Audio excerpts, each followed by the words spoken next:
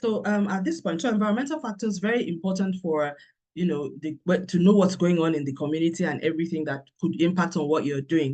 Don't be blind, don't have a blind spot, just be mindful. So then at this point you also know you have to find out what you would like what you would like the audience to know, or your beneficiaries, what you'd like them to know, how you want them to feel about whatever it is you're coming to do, and what you need them to do. This is very important, and let that guide your messaging and influencing strategy. Extremely important. And then you can when it gets to implementation, you then think about where are we, how are we going to launch this? Where are we going to do this? Are we going to have, face-to-face interactive town halls, which of course, most of the time you'll have to have if you're in the development space. Then if you're using social media, how much of social media are you doing? I find these days that people I'm beginning to see that, people are moving from one extreme to the other, where they're saying, okay, we always say use social media and all of that, but now I find people thinking that everybody lives on social media. That's the worst mistake you can make.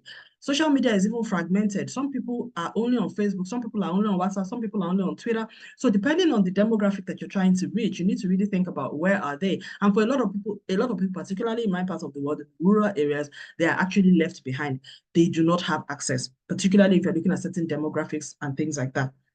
So for such people, radio is still the medium that you need to get to a lot of them. And for many of them, community meetings, town hall meetings still work in terms of getting people sign up, getting communities activated and things like that. So think very carefully about what your platform is and plan for it. And of course, the budgetary element. The reason why all of this is important is because after you do your plan, you are then able to know, you've done your strategy. This is where you now come into the planning. You are then able to think about how much money do I need to fund this thing in order to achieve this objective. And if you're making that case, therefore, for, what your donor challenge is, what your funding challenge is, and the difference between, if you decide to scale down or scale up, what you lose in terms of the ability to achieve certain outcomes.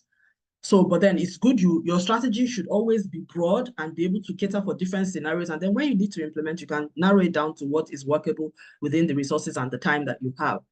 And then so you work all of that out, you think about your content and your delivery strategy, timing sequence, who should speak, and then feedback. Talk about this is when you now actually go to the field. You must have set up your measurements and your KPIs before that. In the session on Thursday, we'll do a little bit about what KPIs are all about. Again, like I've said earlier, success in that area starts and begins in step one.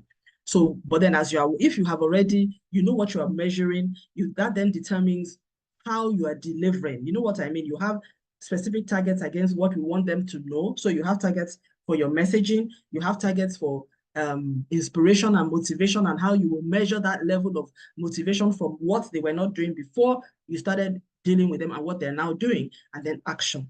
So you also have data before and after.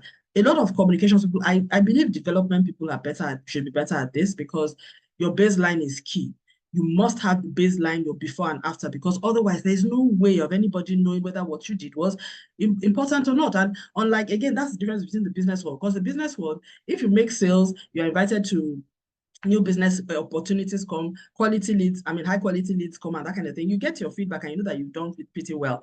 But in the development world, it's not enough to be saying, well, we got good coverage on the front page of the news, or somebody invited us to come and do this and all that, except of course if partnering was your objective or getting national attention. But for you, it's really about on the ground delivery. So, and it's not, so if you don't measure the before and the after, it may be difficult for you to know what is actually attributable to your campaign. So spend a little bit of time on the interventions that you've done, or the communications or the engagement that you had done. So you really need to be very sure about what your ground zero is, and spend a lot of time on doing that before that time. So, and then, so therefore, after that, your learnings, you take your learnings from that, and then you try to replicate it. Your metrics will give you some guidance of that, the feedback you get.